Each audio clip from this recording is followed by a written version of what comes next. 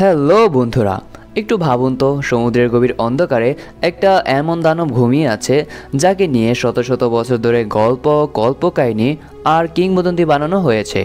আর সেই দানব যদি একদিন হঠাৎ বাস্তবে জেগে ওঠে। হ্যাঁ বন্ধুরা, আজকের ভিডিওতে আপনাদেরকে এক্সপ্লেন করে শোনাবো সম্প্রতি 2025 সালে রিলিজ পাওয়া ক্রাকেন মুভির সম্পূর্ণ গল্প, যেখানে মানুষকে টিকে থাকতে হবে পৃথিবীর সবচেয়ে ভীতিকর সামুদ্রিক দানবের বিরুদ্ধে। বিশাল আকৃতির ক্রাকেন, যার এক একটা টেন্টিকল গোটা জাহাজকে ডুবিয়ে দিতে পারে। So without wasting any more time, let's start our today's video. আমাদের এই গল্পটি শুরু হয় আর্কটিক মহাসাগর দেখিয়ে, যেখানে আমরা এই সিনেমার দুটি মেইন চরিত্রকে দেখতে পাই, জুলিয়া এবং অস্কার। তারা পানিতে সোনার ডিভাইস ইনস্টল করে কিছু এক্সপেরিমেন্ট করছিল। তখনই অস্কারের কাছে একটি জরুরি কল আসে, যেখানে তাকে ঝড় আসার সতর্কবার্তা দেওয়া হয় এবং যত তাড়াতাড়ি সম্ভব সেখান থেকে বেরিয়ে যেতে বলা হয়। অন্যদিকে আমরা দেখি একটি রাশিয়ান সাবমেরিন দূর থেকে আসা হাই ইন্টেন্সিটি শব্দ শনাক্ত করেছে। ঠিক তখনই তারা দেখে সমুদ্রের স্তর আস্তে আস্তে উপরের দিকে উঠছে। এটা দেখে পুরো টিম বিস্মিত হয়ে যায়।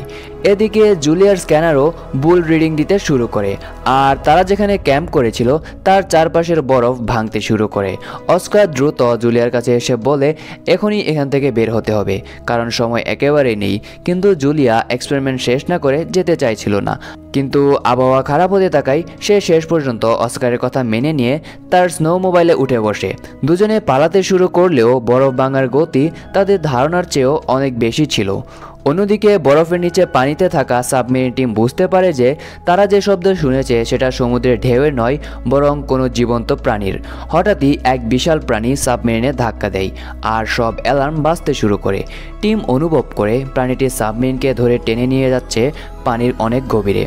অন্যদিকে জুলিয়ার অস্কারও প্রাণ বাঁচিয়ে পালানোর চেষ্টা করছিল, কারণ তাদের পেছনে বরফ ভাঙতে ভাঙতে এগিয়ে আসছিল। হঠাৎ অস্কার দেখে সামনে এক বিশাল বরফ ঝড় উঠছে। ভয়ে সে নিয়ন্ত্রণ হারিয়ে স্নো মোবাইল বরফের দেয়ালে ধাক্কা খেয়ে বিস্ফোরিত হয় এবং তারা পিছনে তাকিয়ে দেখতে পায় তাদের পুরো ক্যাম্প ঝড়ে ধ্বংস হয়ে যায়। আর এইদিকে পানির নিচে ক্রমাগত সাবমেরিনে আক্রমণ হচ্ছিল।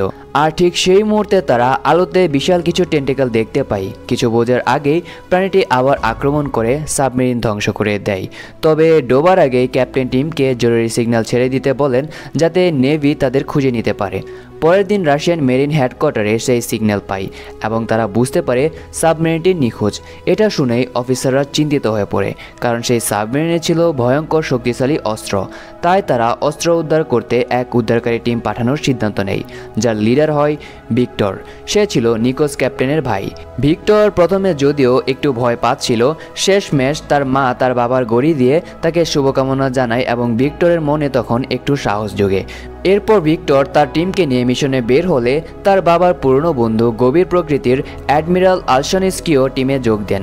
সাবমেরিনে ঢুকতেই ভিক্টরের টিম অভিযোগ করতে থাকে কেন তাদের ছুটি ভেঙে ডাকা হয়েছে। ভিক্টর তখন কিছু না বলে চুপ থাকে। এদিকে জুলিয়া আর অস্কার জ্বরে ঘুরে বেড়াচ্ছিল। তারা সেই বরফের মধ্যে দিয়ে যখন হাঁটছিল, হঠাৎ জুলিয়া প্রায় এক গভীর খাদের মধ্যে পড়ে যাচ্ছিল।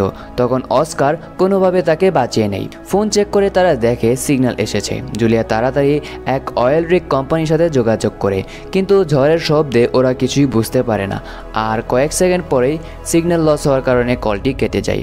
অস্কার তখন শেষ আশা হিসেবে তার কাছে থাকা একটা ফ্লেয়ার গান উপরের দিকে ছুঁড়ে।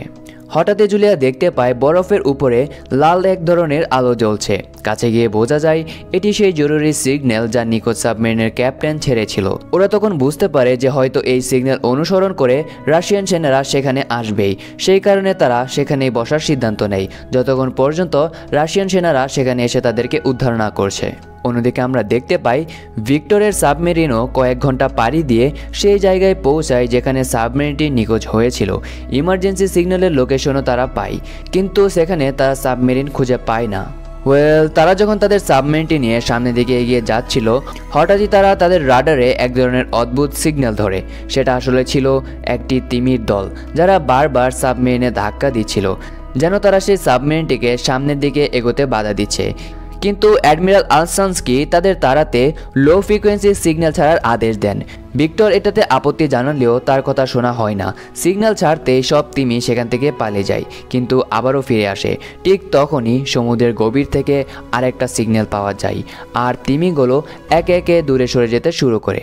সেই শিপে থাকা সকল ক্রু সদস্যরা বিস্মিত হয়ে দেখে এক বিশাল প্রাণী এক ঝটকায় তিমির শিকার করে ফেলে এবং তাদের সাবমেরিনের দিকে এগিয়ে আসে। অ্যাডমিরাল আক্রমণের আদেশ দেন, কিন্তু ভিক্টর তাকে থামিয়ে দেয়। সে সাবমেরিনকে এক বরফের ফাটলের ভিতরে লুকাতে বলে। সে বলে যে যদি এটি কোনো প্রাণী বা কোনো শত্রুপক্ষের সাবমেরিনও হয়ে থাকে তাহলে তারা সেখানে আমাদেরকে দেখতে পাবে না এবং সেই পর্যন্ত ঢুকতে পাবে না। এবং ভিক্টরের অনুমান ঠিকই ছিল, সেই অজানা শত্রু সেখানে ঢুকতে পারেনি। এভাবে ভিক্টরের এক সিদ্ধান্তে সবাই এবারের মতো বেঁচে যায়।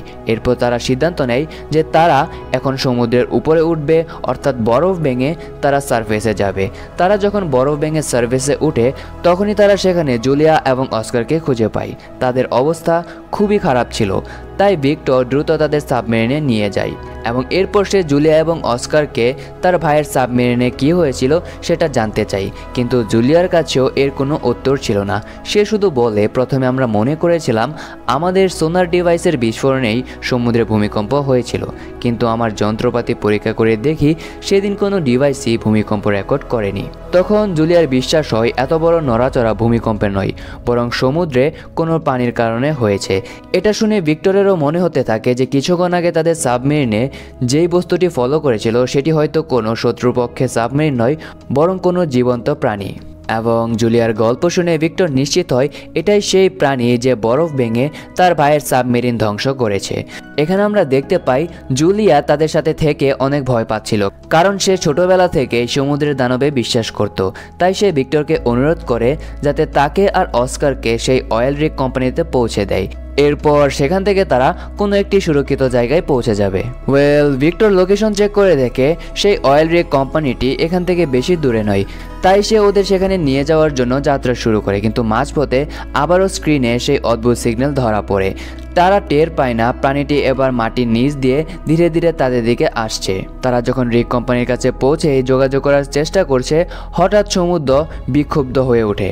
পানির ভিতর থেকে বিশাল টেন্টিকল বেরিয়ে আসতে শুরু করে এবং শক্ত স্টিলের সেই অয়েল রিগটি কয়েক মুহূর্তেই ধ্বংস হয়ে যায়। টেলিস্কোপে ভিক্টর দেখে প্রাণীটির আসল রূপ। এটি আসলে এক বিশাল অক্টোপাস, যাকে প্রাগৈতিহাসিক ক্রাকেন হিসেবে মানা হয়। ভিক্টর সেই দৃশ্যটিকে পুরো সাবমেরিনের স্ক্রিনেও চালু করে দিয়েছিল, যেটা পুরো ক্রু মেম্বাররাও একদম লাইভ দেখতে পাচ্ছিল এবং এটা দেখে তাদের মুখ একদম হতবাক হয়ে যায়। সেই অয়েল রিগ কোম্পানিটি সম্পূর্ণ ডুবে যায় এবং ওদের পালানো ছাড়া আর কোনো পথ থাকে না।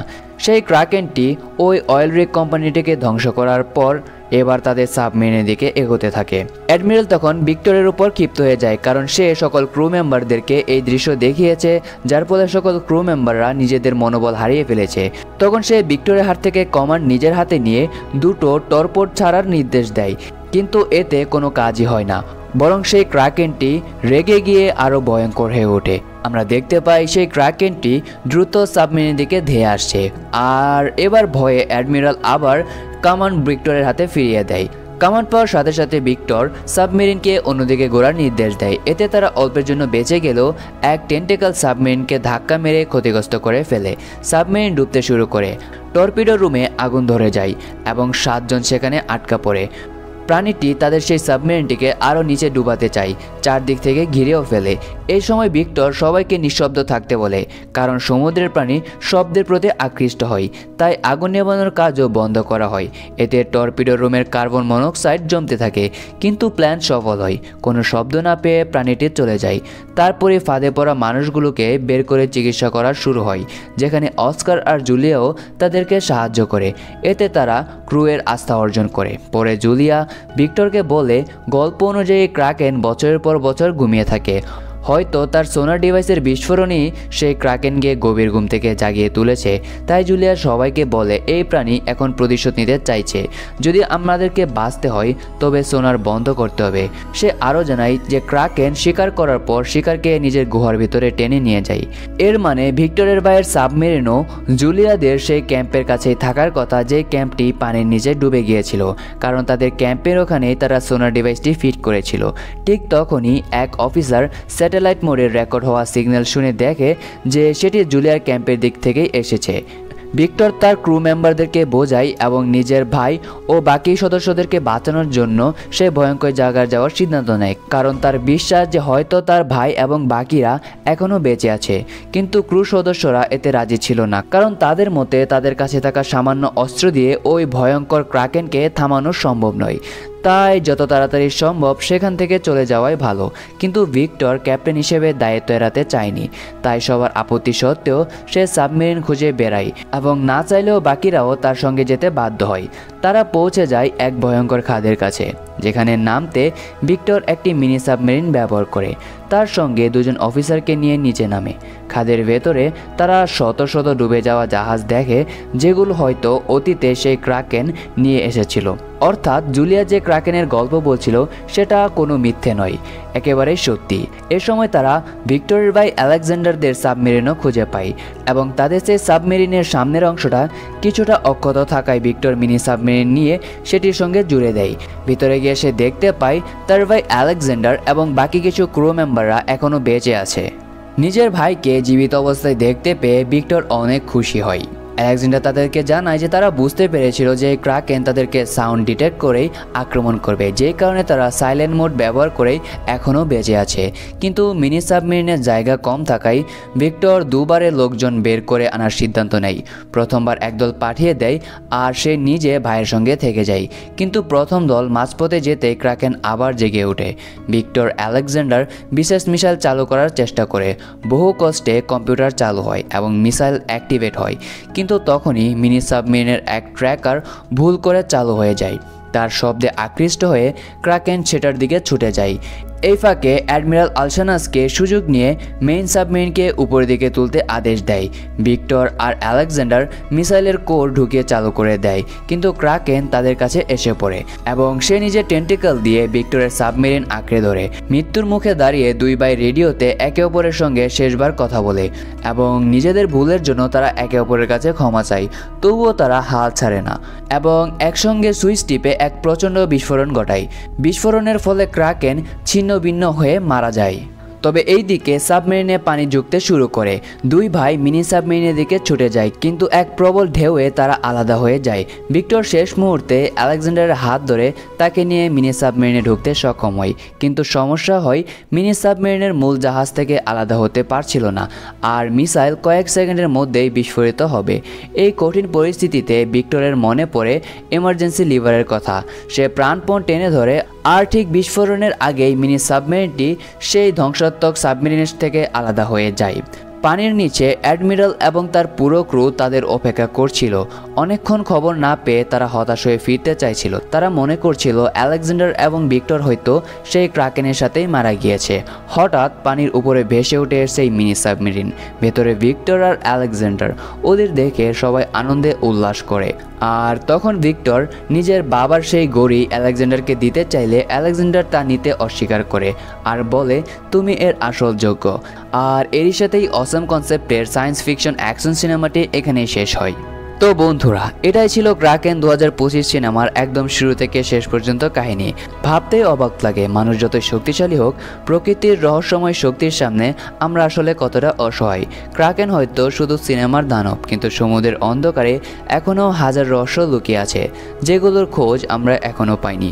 কে জানে একদিন সত্যিকারের কোনো ক্রাকেন আমাদের সামনে এসে দাঁড়াবে। আশা করি ভিডিওটা ভালো লেগেছে। যদি ভালো লেগে থাকে তাহলে একটা লাইক, কমেন্ট আর সাবস্ক্রাইব দিয়ে পাশে থাকো। আর হ্যাঁ, পরের ভিডিওতে আসছে আরও ভয়ঙ্কর মাইন্ড ব্লোয়িং মুভির এক্সপ্লেনেশন। তাহলে দেখা হবে পরের ভিডিওতে। ততদিন পর্যন্ত সাবধানে থাকো আর সমুদ্রের অন্ধকারে কখনো হালকাভাবে নিও না। দেখা হচ্ছে পরের ভিডিওতে। Until then, take care, bye by.